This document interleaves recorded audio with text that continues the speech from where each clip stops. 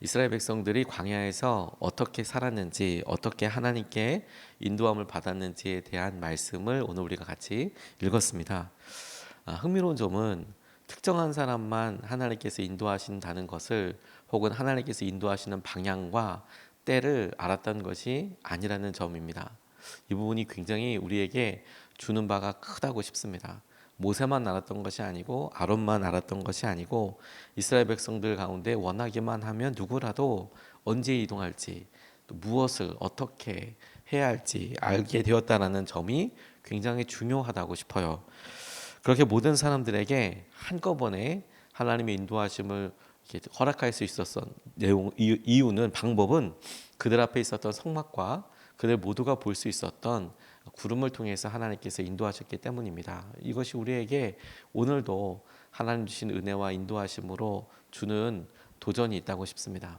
첫 번째로 우리가 주목하고 싶은 것은 그들의 삶의 기준이자 우리의 삶의 기준이 되어야 할 것인데, 그것이 성막이라는 것입니다.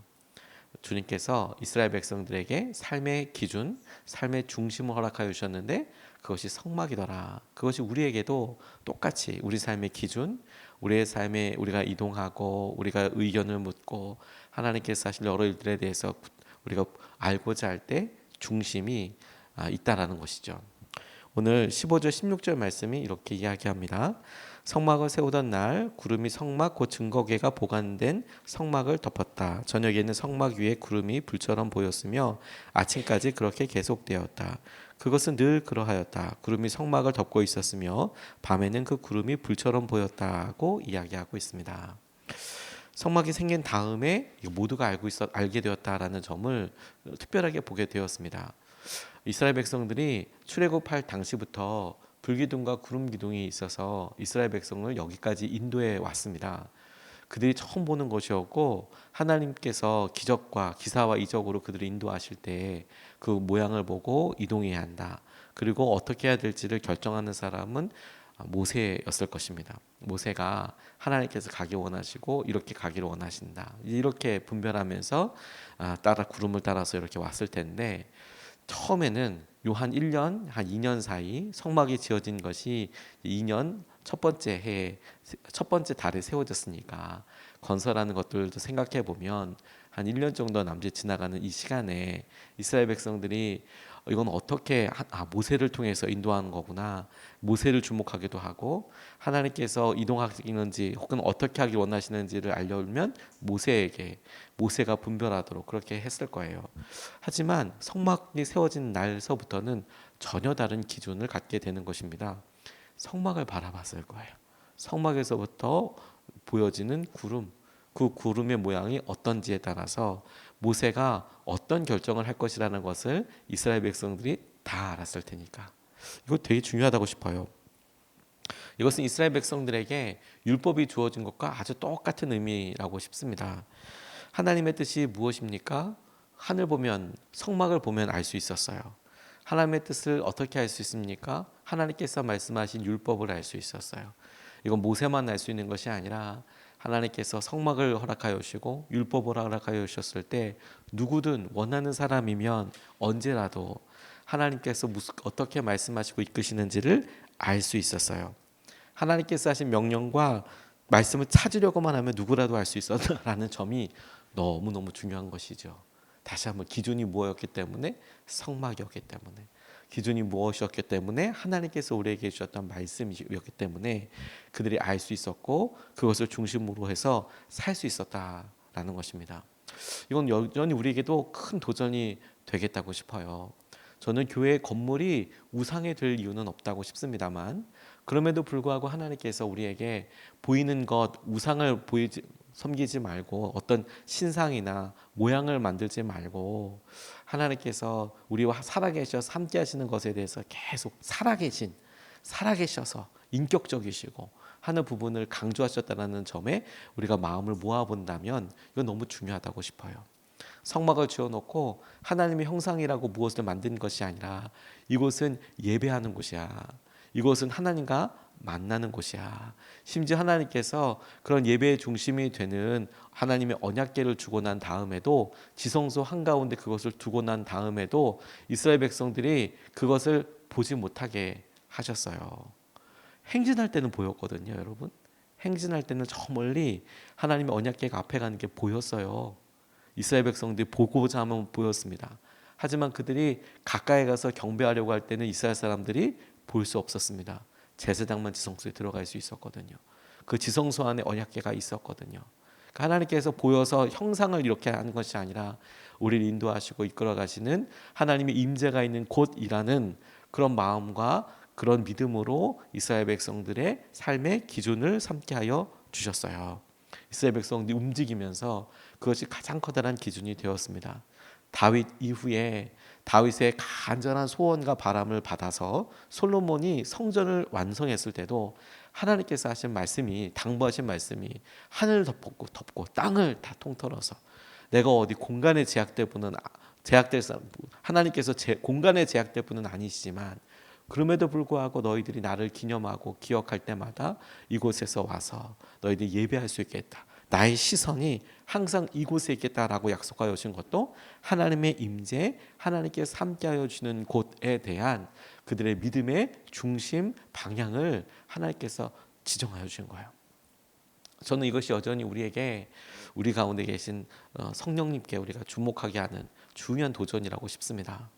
우리 안에 우리가 예수 그리스도를 믿고 함께하게 될 때 성령님께서 오시고 오늘도 주님께서 우리를 어떻게 인도하실지 어떻게 바라보기 원하실지 그것에 대해서 우리가 주목하고 알고자 할 때 하나님께서 이미 우리에게 주신 말씀과 하나님께서 우리 가운데 계신 우리를 구원해 주신 그 십자가의 은혜가 우리에게 중요한 기준이 되고 하나님께서 이끌어 주시는 통로가 되는 것입니다. 그리고 여러분, 우리가 보이는 성전과 교회 역시 연약한 우리를 위해서 중요한 기준이, 마음의 기준이 될 수 있겠다고 싶습니다. 왜? 우리가 우리의 상상력과 우리의 힘으로 우리의 마음의 중심을 계속 이끌어 나가는 것이 의외로 쉽지 않으니까 이렇게 예배하고 그리고 이렇게 함께 모이고 보이는 공간과 섬김을 통해서 하나님께서 우리 가운데 살아계시지, 함께하고 계시지, 은혜를 더하여 주시지.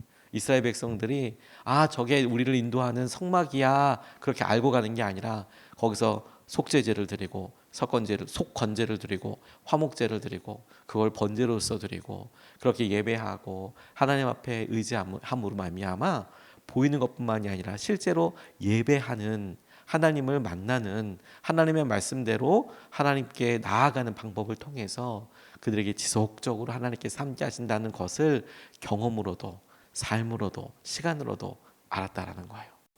그들이 하나님의 뜻대로 인도함 받을 수 있었던 것은 보이는 성막과 그 성막에서 하나님께서 허락하여 주신 예배를 통해서 지속적으로 하나님이 나와 함께 하시고 이스라엘 백성들을 인도하여 주신다라는 것을 알게 될 거예요. 여러분 상상해 보세요. 내 죄와 내 허물을 성막으로 나아가서 회막으로 나아가서 하나님께 기도했어요. 그런데 어느 날 구름이 떠서 그 성막이 앞서 이렇게 갑니다. 그걸 따라가는 이스라엘 백성들 중에 어제 예배드리고 한 달 전에 예배드렸던 어떤 한 사람은 내가 예배드리고 구했던 그 성막의 지성소에 있었던 하나님의 그 놀라운 임재가 쭉 내 삶을 따라가는 거예요. 내 비밀을 알고 있고 내 삶의 중심을 알고 있고 내게 약속해 주신 그 축복의 통로가 내 삶에서 움직이고 있는 거예요. 성막을 따라서 간다는 것은, 기준으로 삼는다는 것은 하나님 내 삶의 중심과 내 예배의 중심과 내 삶에 하나님께서 이끌어 가실 약속을 우리가 계속해서 붙잡고 의지하는 것을 말합니다. 그것이 우리 삶의 중심이에요. 주님을 만나는 장소, 주님을 만나는 시간, 주님과 함께 하시는 임재, 이것이 우리 삶의 중심이 될 수 있으면 좋겠습니다. 그리고 하나님께서 이스라엘 백성들을 이끌어 가시는 중요한 두 번째 방법을 보니까 구름이에요. 구름을 따라 날마다 순종하는 삶이 이스라엘 백성들에게 하나님께서 이끌어 주시고 인도하여 주시는 삶의 결정체이자 중심이었다. 17절에서 21절까지 말씀이 이 모습을 이렇게 묘사하고 있습니다. 구름이 성막 위로 거쳐 올라갈 때면 이스라엘 자손은 그것을 보고 난 다음에 길을 떠났고 구름이 내려와 머물면 이스라엘 자손은 바로 그 자리에 진을 쳤다. 이스라엘 자손은 이렇게 주님의 지시에 따라 길을 떠났고 또한 주님의 지시에 따라 진을 쳤다. 구름이 성막 위에 머물러 있는 동안에는 진에 머물렀다. 그 구름이 성막 위에 여러 날 동안 오래 머물면 이스라엘 자손은 주님의 명을 지켜 길을 떠나지 않았다. 구름이 성막 위에 며칠만 머무를 때도 있었다. 그때에는 그 때때로 주님의 지시에 따라서 진을 치고 또 주님의 지시에 따라 길을 떠나곤 하였다. 구름이 저녁부터 아침까지만 머물러 있을 때도 있었다. 그럴 때에는 아침이 되어 구름이 거쳐 올라가면 그들은 길을 떠났다. 낮이든지 밤이든지 구름만 거쳐 올라가면 그들은 길을 떠났다고 이야기하고 있습니다. 하나님께서 이스라엘 백성들을 인도하셨던 방법이 구름이었어요. 구름이 뜨면 길을 떠났고 구름이 머물면 진을 쳤고 그리고 그들은 그것이 주님의 지시라고 생각했어요. 구름이 뜨는 것과 구름이 내려앉는 것과 구름이 움직이는 것을 이스라엘 백성들은 주님의 지시라고 오늘 성경 말씀에 나와 있죠. 주님의 지시대로 그들이 따랐다. 오랫동안 머물러 있을 때에는 그들도 같이 머물러 있었다. 움직이지 않을 때는 기다렸다라고 이야기합니다. 그렇게 몇 년입니까? 40년 가깝게 하나님께서 하신 인도하심을 따라서 살았습니다. 하나님께서 그렇게 인도하신 것은 모세만이 아니라 누구라도 하나님의 뜻대로 순종하고자 하는 사람이면 하나님을 기쁨으로 따르게 하기 위해서라고 저는 싶어요. 특정한 사람들에게만 하나님의 뜻을 알려주시면 그 사람이 우상화될 수도 있고 심지어 그 사람만 알게 되면 의지하게 될 수밖에 없지 않겠습니까? 그런데 정말 하나님 내게 어떻게 이끌어 가시는지를 가만히 보면 혹여 잘 구분하지 못하더라도 그렇게 몇 번만 같이 결정해보고 몇 번만 한번 이럴 때 짐 싸는구나, 이럴 때 움직이는 거구나, 이 시간이구나, 구름의 모양을 보고 움직이는 것을 몇 번만 본 사람이라면 아마 같이 따라할 수 있을 거예요. 특별한 기술이 아니라. 왜냐하면 여러분 60만 명의 사람들에게 소식이 전해지는 데만 제가 봤을 때는 몇 시간 걸릴 것 같아요. 이동한다, 짐 싸라 라고 이야기했을 때 아무리 텐트라고 하지만 그 텐트를 치고 그리고 그걸 갖다 걷어서 짐에 싣고 하는데 소식이 전달되는 것만 해도 여러분 60만 명 아닙니까?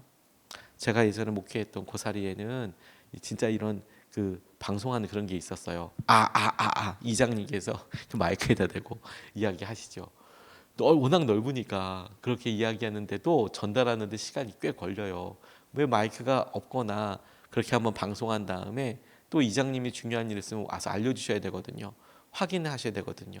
밭에서 일하시다가 또 어떻게 중요한 일 하다가 잘 못 드시는 분이 계시니까 이렇게 중요한 전파를 하려고 그러면 그 좁은 마을에서도 몇 시간이 뭡니까? 며칠 걸릴 때도 있어요. 잘 전달이 안 되면 그럴 수 있거든요. 60만 명이래요. 마이크도 없고요. 거기서 소식을 전한다고 생각해 보세요. 오늘 아침에 이동이다? 이거 쉽지 않습니다. 근데 구름을 봐요. 아침에 일어나서 하나님 오늘 어떻게 할까요? 라고 바라보는 성막을 향해서 바라보는 그때 모두들 확인할 수 있어요. 오늘 구름 모양이 저렇다. 그럼 준비하는 거죠. 오늘 움직일 수 있겠다. 오늘은 괜찮겠다. 하나님께서 하실 그런 것을 구름으로 다 같이 인도함 받을 수 있도록 이끌어 주셨다라는 거예요. 그런데 여러분 그 핵심의 내용이 뭡니까? 구름이었다는 거예요. 구름. 순종하는 삶은 구름을 따라 순종하는 삶은 우리와 함께 하시는 하나님과 직접 연결되는 직접적인 통로가 된다고 싶습니다. 하나님께서 우리에게 오늘 요구하시는 순종의 능력, 순종의 분량은 어마무시한 홍해를 가를 만큼의 믿음이 아니고 구름을 보고 그것이 주님의 뜻대로 사는 것이라고 믿으며 짐 싸고 혹은 이동하고 구름만큼 순종하는 것입니다. 하나님이 우리에게 오늘 하루 원하시는 믿음의 분량은 저기 몇백 킬로미터를 달려가는 그런 믿음이 아니라 오늘 구름 따라서 그만큼을 이동하고 그것이 하나님의 뜻대로 믿으며 의지하며 나아가는 거예요. 그런데 여러분 이런 삶은 세상의 가치와 세상의 논리와는 아주 거리가 있습니다. 세상은 속도의 논리로 살거든요. 무슨 말이냐면 같은 시간 안에 얼마나 빨리 가느냐, 얼마나 많은 일을 하느냐에 따라서 세상은 가치를 부여합니다. 예를 들어서 아주 비싼 차량들 같은 경우에 제로백이라고도 하죠. 가만히 서 있을 때 100km까지 얼마나 짧은 시간 안에 가느냐, 그리고 얼마나 빨리 갈 수 있느냐에 따라서 대부분 그것이 성능을 좌우하고 그 자동차의 가격을 결정합니다. 그래서 뭐 저는 뭐 유명한 스포츠카 같은 경우에는 몇 억씩 하는데 평상시에 그런 걸 쓸 기능이 있을까 싶지만 그런 차들은 정말 삽시간에 휙 해서 몇백 킬로미터로 달리기도 하고 그러지요. 하지만 우리가 배달할 때 쓰는 오토바이나 혹은 우리가 그냥 일상적으로 그냥 가볍게 탈 수 있는 그런 운송 수단을 보면 그렇지 못하죠. 상대적으로 사람들은 그렇게 흔히 혹은 그렇게 가볍게 탈 수 있는 것들의 가치를 비교해서 더 낮게 봅니다. 그런데 이게 자동차에만 해당되는 게 아니에요. 어떤 사람들에게 우리가 소위 연봉을 이야기할 때 당신은 1년에 얼마를 벌 수 있습니까? 당신의 월급, 당신은 한 달에 얼마를 벌 수 있습니까? 그래서 한 달, 1년 이렇게 시간을 정해놓고 다른 사람보다 더 많이 받는 사람들을 훌륭한 사람이라고, 능력 있는 사람이라고 생각하는 경향도 있는 것이죠. 이게 속도의 논리라는 거예요. 그래서 우리는 우리 스스로 기도할 때 하나님, 저는 다른 사람들보다 더 빨리 가는 사람이, 더 많은 일을 할 수 있는 사람이, 더 능력 있는 사람이 되게 해주세요라고 기도하곤 합니다. 이게 세상의 논리예요. 그런데 여러분, 하나님께서는 속도를 생각하셨으면 구름 생각 안 하셨을 것 같아요. 왜요, 여러분? 가데스 바네아에서 11일이면 이 광야 그 가나안 땅까지 들어갈 수 있었는데 이집트에서부터 생각을 해보면 길게 잡아야 2주예요. 2주 길게 잡아야 2주면 갈 수 있는 거리를 하나님께서는 얼마 동안 가게 하셨습니까? 40년 동안 가게 하셔서요. 그러니까 여러분 2주면 할 수 있는 것을 40년 가게 한다는 것은 하나님은 우리가 얼마나 빨리 가느냐에 대해서는 별로 그렇게 중요하게 생각 안 하시는 것 같아요. 그리고 오히려 다른 것에 주목하게 하시죠. 그런데 여러분 우리가 이런 생각도 해보지 않습니까? 그래, 속도보다도 방향이 중요하지. 방향. 우리가 어떻게 가더라도 이 방향이 가나안 땅으로 가는 방향이면 맞지. 우리가 어떻게 가더라도 부산 가는 방향이면 시간은 얼마나 걸리더라도 부산 가지, 이렇게 생각하지 않습니까? 그런데 오늘 본문 말씀을 보면 방향도 아니었어요. 왜? 이스라엘 백성들이 구름 뜨는 거 봤다는 거 아닙니까? 구름을 뜨는 걸 보는데 이 구름이 계속해서 그러면 약속의 땅을, 가나안 땅을 향해서 갔느냐? 아니에요. 아니에요. 이 구름이 어떻게 가는지 그건 그날 일어나 봐야 알았습니다. 실제로 민수기 33장 말씀을 보면 이스라엘 백성들이 광야에서 머물렀던 곳, 진을 쳤던 곳에 이름이 나와 있어요. 33장에 총 42곳입니다. 42곳. 그 42곳의 이름을 이렇게 적어놓고 이스라엘 백성들이 움직이는데 40년 동안 움직였잖아요. 42곳이면 아주 간단하게 생각하면 거의 1년에 한 번 정도 움직이거나 그런 도시들이 이렇게 머물러 있었다는 것 아니겠습니까? 그러니까 실제로 여러분 그 도시들을 가만히 지도상에 찍어보면 구름이 떴어요. 그러면 이스라엘 백성들이 그곳에서 40년 살았으면 가나안 땅이, 약속의 땅이 어디에 있는지 다 알아요. 그 방향이 저쪽이에요. 이쪽, 분명히 이쪽으로 가면 돼요. 근데 그날 아침에 이스라엘 백성들이 했을 갈등과 내렸을 순종의 중요한 핵심은 뭔지 아십니까? 구름이 떠서 짐을 쌌더니 약속의 땅은 분명히 저쪽 방향인데 이 구름이 반대로 가는 거예요. 반대로. 아니 이쪽으로 가면 더 빨리 갈 수 있는 수준, 빨리 갈 수 있는데 왜 하나님께서 빨리 안 가게 하실까도 고민이었지만 구름이 떴어요. 근데 반대 방향으로 가요. 그럼 어떻게 가야 되나요? 그러면 내가 아는 방향으로 가야 되는 건가요? 아니면 구름 따라서 가야 하는 건가요? 이게 이스라엘 백성들이 날마다 겪었을 어려움이었다는 거예요. 날마다 느꼈을 경험, 어려움. 우리의 삶에도 그렇게 보일 때가 있습니다. 근데 여러분 중요한 것은 하나님의 말씀대로 하나님께서 보여주신 구름대로 따라가는 사람이 결국에는 가나안 땅으로 들어갔다는 거예요. 이 점이 중요하지 않습니까? 누구라도 하나님께서 그들의 삶을 이끌어 주시죠. 방향이 아니라 실제로는 하나님께서 우리에게 오늘도 함께하고 계시는가, 오늘도 주님과 동행하고 있는가, 오늘도 주님께 예배드리고 오늘도 바라본 그 구름이 내 삶을 인도하고 있는가, 나는 거기를 따라가고 있는가에 따라서 하나님께서 이스라엘 백성들을 인도하고 계셨다라는 거예요. 오늘 우리의 삶에 하나님께서 이끌어주시는 것이 그와 같다고 싶습니다. 때로는 우리가 원하는 것만큼의 속도가 아니어서, 이만큼이 아니어서 힘들 수도 있고, 때로는 우리가 원하는 방향이 아니어서 그래서 힘들다고 하더라도 하나님께서 오늘도 내 예배에, 우리의 예배에 하나님께서 오늘도 구름으로 성전에서 성막에서부터 떠오르는 그 구름을 통해서 이끌어 주시고 인도하여 주실 때 하나님 감사하는 마음으로 순종하고 나아가는 것을 통해 하나님께서 은혜를 더하여 주시고 우리의 삶을 이끌어 주실 줄로 믿습니다. 오늘 두 가지 말씀을 같이 나눴습니다. 첫 번째, 삶의 기준이 생겼습니다. 성막.